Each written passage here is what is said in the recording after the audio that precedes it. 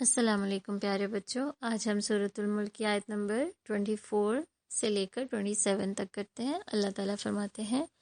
قل کہہ دیجئے، هو الذی، وہ اللہ وہ ذات ہے، ذرأکم جس نے پھیلایا تم کو، فی الارض زمین میں، وإلیہ اور اسی کی طرف، تحشرون تم سمیٹے جاؤ گے۔ ان سے کہو اللہ ہی ہے جس نے تمہیں زمین میں پھیلایا ہے اور اسی کی طرف تم سمیٹے جاؤ گے۔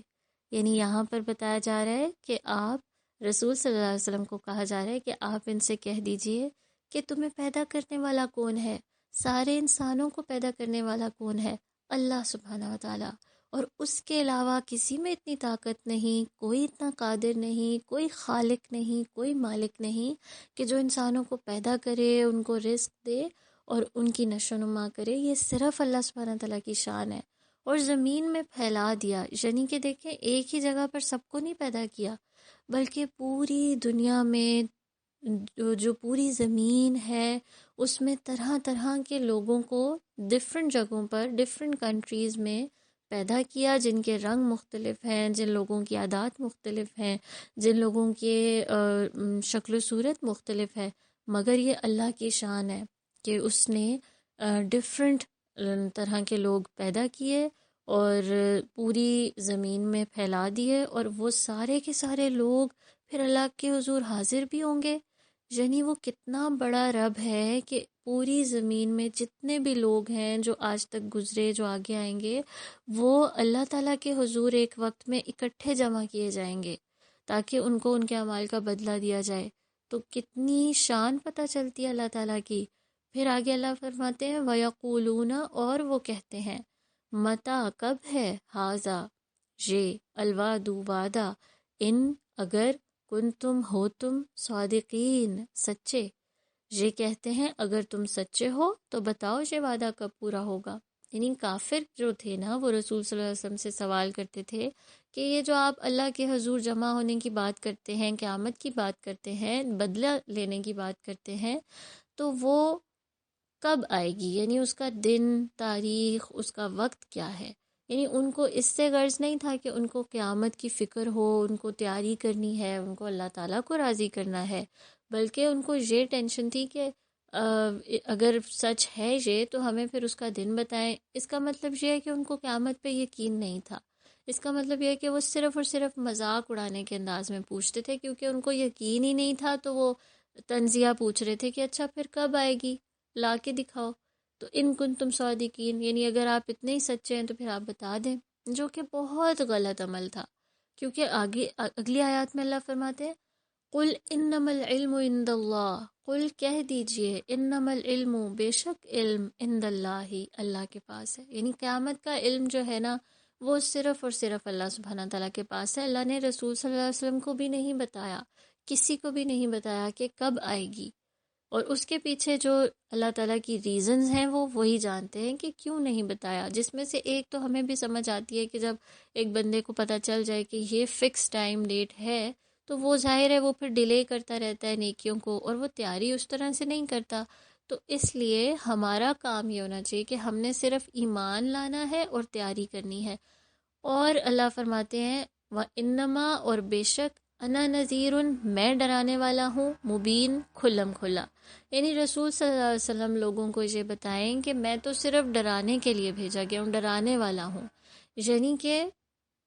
جو انسان نیکیاں کریں گے ان کو تو ایک طرح کی خوشخبری بھی دی جائے گی، لیکن جو لوگ نیکیوں والے اعمال نہیں کریں گے اور جو کانسٹنٹلی اپنی زندگیوں میں گناہ کرے جا رہے ہیں، اللہ تعالیٰ کی محبت پہ بھی یقین نہیں، اس کے وعدوں پہ بھی یقین نہیں، اس کو مانتے ہی نہیں، یا اس کو بار بار ناراض کر رہے ہیں، کیونکہ دیکھیں اللہ تعالیٰ بھی فوراً ناراض نہیں ہوتے ہیں۔ اللہ تعالیٰ بھی کوئی وہ نہیں ہے کہ بہت سخت ہیں، اللہ تعالیٰ تو بہت معاف کرنے والے، پیار کرنے والے، اس سے زیادہ تو پیار کوئی نہیں کر سکتا۔ مگر اگر ایک انسان کبھی بھی توبہ نہ کرے، کبھی بھی پلٹے نہ، کبھی بھی اللہ تعالیٰ کے حضور نہ جھکے، بار بار ایک ہی کام کرتا رہے گناہوں کے، تو پھر ظاہر ہے اس کو کیا کرنا چاہیے، اس سے اللہ سے ڈرنا چاہیے، اور اسی ڈرانے کے لیے رسول صلی اللہ علیہ وسلم کو بھیجا تھا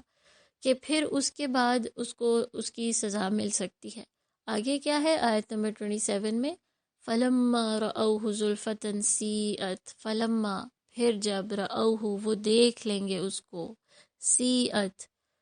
نہیں زلفتن نزدیک، سیئت بگڑ جائیں گے، وجوہ چہرے، الذین ان لوگوں کے، کفروا جنہوں نے کفر کیا، وقیلا اور کہہ دیا جائے گا،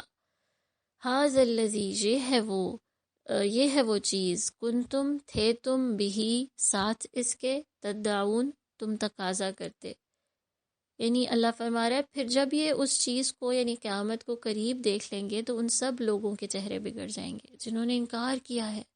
اور اس وقت ان سے کہا جائے گا کہ یہی ہے وہ چیز جس کے لیے تم تقاضا کرتے تھے۔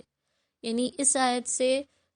ہر انسان کو ڈرنا چاہیے، اور اس آیت سے یہ سبق مل رہا ہے کہ جو قیامت کو مانتا ہی نہیں، جو اللہ تعالیٰ کو مانتا ہی نہیں، جو اللہ کی آیات کو مذاق پہ اڑا دیتا ہے، تو اس کے لیے کیا ہے کہ اس کے لیے قیامت میں اس کے چہرے کو بگاڑ دیا جائے گا،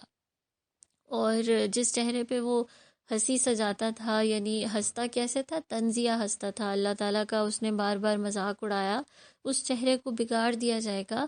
اور اللہ تعالیٰ فرما رہے ہیں پھر ان سے کہا جائے گا کہ دیکھو یہ وہ چیز ہے کہ جو تم کہتے تھے کہ قیامت کب آئے گی، کیوں نہیں آ رہی، جلدی آ جائے، لا کے دکھاؤ اگر تم سچے ہو، تو یہ وہ چیز ہے جو تم مانگ رہے تھے۔ اور اس سے ہمیں یہ بات پتہ چلتی ہے کہ ہمیں اللہ تعالیٰ کے احکامات کو سیریسلی لینا چاہیے، اللہ تعالیٰ سے سب سے زیادہ پیار کرنا چاہیے، اللہ تعالیٰ پر یقین کرنا چاہیے کہ وہ جو بات کہتا ہے صحیح کہتا ہے، اور اگر وہ ڈرانے والا ہے تو وہ تو محبت کرنے والا اور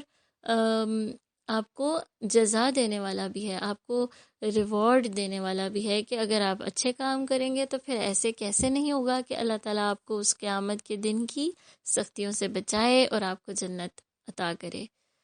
تو اللہ تعالیٰ ہم سب کو جنت الفردوس میں جگہ دے۔ جزاکم اللہ خیرا کثیرا۔ زینت بالشام